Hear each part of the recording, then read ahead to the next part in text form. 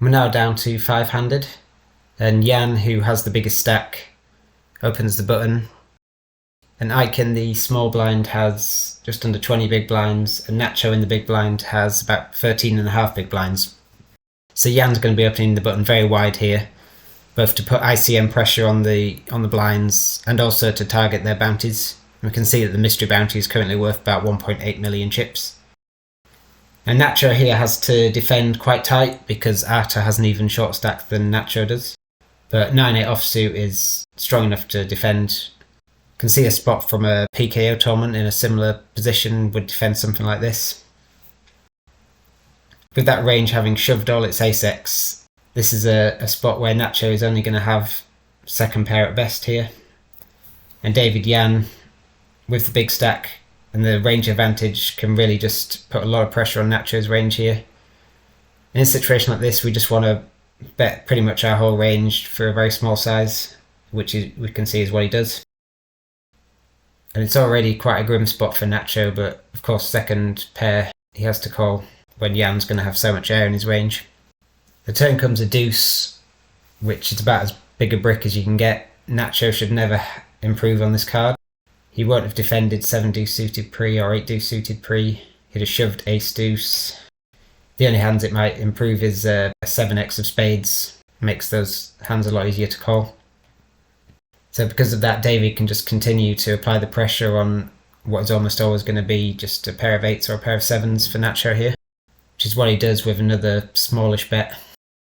And now Nacho's in a really tough spot. He knows he's going to get shoved on quite often on the river, but I think second pair here is one of the best hands he's going to have. I think he just has to call.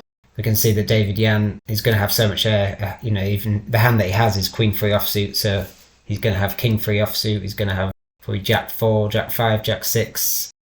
So Nacho makes the call, and then David hits the queen on the river. And while at first glance a weak second pair might seem like a hand he just wants to check back and hope to win at showdown, for the reasons that we've already discussed, he's almost always going to have the best hand here. Nacho shouldn't have any ace-X. The only hands we're going to lose to is a hand like a slow played 8-7 or a queen 8 or queen 7 that's improved to 2 pair on the river. But offsuit variety, these hands might not call 100% frequency pre-flop, so really there's only a few combos of hands we lose to here. So with the mystery bounty out there, David can comfortably go for thin value here and try and get called by an 8. And now this puts Nacho in a really tough spot. He knows that David's just going to have so much air here, but with Arta also an 11 big blind stack, it's a lot of ICM pressure on this call. And he also knows that David is capable of going thin for value here. Even a better 8 might go for value, like a king 8. So perhaps Nacho's thinking he would call a hand like a king 8, maybe even a jack 8, because he can still potentially beat some very thin value on the end. But after deliberating for about 2 minutes, he does make a very good fold. It folds to Arta in the small blind, who has just under 9 big blinds. He's comfortably the shortest stack at this point. Nacho has about 16 big blinds. Ike has just under 20 big blinds. And he quickly moves all in with the ace-7 off. And Ding quickly folds the 6-5 off in the big blind, which seems like the obvious play. But is that a mistake? If we plug this hand into Hold'em Resources calculator, you can see that even though Arta has to shove quite tight compared to just a chip EV Nash spot, because with the mystery bounty out there he's going to get called a lot wider. But his range is still quite weak. And we can see that Ding actually should almost call any 2 cards. You can see 6-5 off is winning significantly. And that's because the mystery bounty is currently worth over 1.8 million chips. So Ding needs to call 1.55 million to win a pot that is effectively 5.5 million chips. So he needs about 28% against a weak range.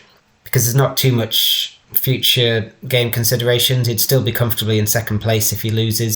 So it doesn't need much more than 28%, maybe he wants about 31%. And we can see that 6-5 off has over 35% against Arta's range, and even a hand like 6 deuce off, which is about break even in the Hold'em Resources calculator sim, can see that has nearly 31%. We can see how much impact the bounty has, because if we run the same spot, but we take the bounties out of play, we can see that even though Arta shoves quite a lot more hands. He shoves 57.9% of hands instead of 46.1%. Ding has to call less than half as many hands because he doesn't have that bounty. Suddenly those hands that were break even are losing significantly, and even hands as strong as 9-8 suited are slightly losing. So now down to the final 3 players, and we have Ding on the button, who is comfortably the shortest stack at this point, and he effectively moves all in here with King 9 suited. And we've got Nacho in the big blind, who has a commanding chip lead. He makes the quick call. So if we look at this hand in Hold'em Resources calculator, you can see that Ding has to shove fairly tight on the button, even though he only has 12 big blinds. And against this range, Nacho can call quite wide with the bounty out there. You can see that the bounty is now worth about 3.1 million chips, so almost as much as Ding's stack. But compared to the previous hand, he is shoving a much tighter range because he's on the button. You can see he shoves 23.7% of hands, whereas if there was no bounties in play, he could shove quite a bit wider, 31.4%. We can also see that Nacho calls a lot wider against this tighter range, 26%, whereas against a wider range in a non-bounty tournament, he would only call 21% at the time. There are some future game considerations, which is why Nacho doesn't call quite as loose as you might think. He'll still have the chip lead, but it is a significant dent to his stack. And he also doesn't mind the tournament to continue free-handed because he can just chip away at the other 2 players and then take a commanding lead into the heads-up play. However, if he does fold, he does give Jan a chance to claim Ding's bounty. And we can see that the bounty is still about 10% of the remaining prize pool, so even with the significant pay jumps, they are still very much worth winning.